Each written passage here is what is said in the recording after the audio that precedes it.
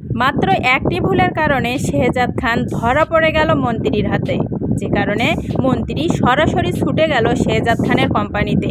এবার শেহজাদ খানের কোম্পানিতে গিয়ে মন্ত্রী শেহজাদ খানকে আঙ্গুল দেখিয়ে থ্রেট করে আসলেন তার ব্যাংক থেকে টাকা লুটের কারণে।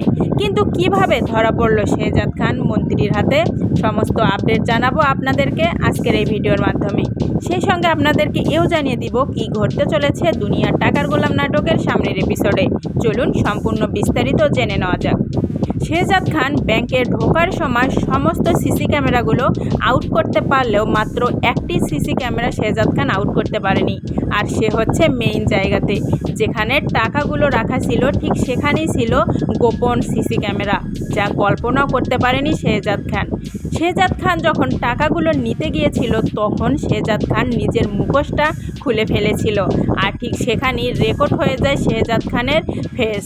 এবং মন্ত্রী মশাই সেই একটি মাত্র সিসি ক্যামেরাকে নিযুক্ত করতে পেরে ধরতে পারলো আসল অপরাধীকে, যে কারণে মন্ত্রী মশাই সরাসরি ছুটে গেল শেহজাদ খানের কোম্পানিতে।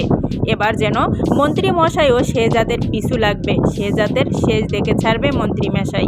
হ্যাঁ বন্ধুরা, এমনই ধামাকাদার পর্ব আসতে চলেছে দুনিয়ার টাকার গোলাম নাটকের সামনের এপিসোডে।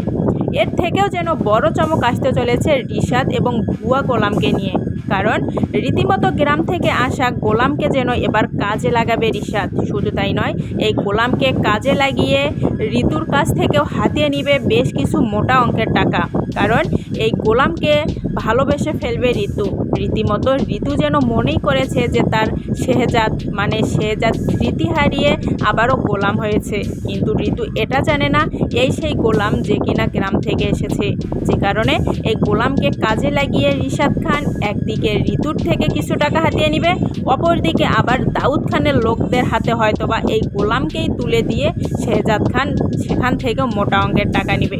কিন্তু কি হতে পারে আদৌ এই রিশাদের মূল কার্যকর? রিশাদে আসলে কি ঘটাতে চলেছে এই ভুয়া গোলামকে নিয়ে? এ নিয়ে আপনাদের জন্য আরেকটি নতুন ভিডিও আনবো, যেখানে আপনারা A to Z সম্পূর্ণ জানতে পারবেন।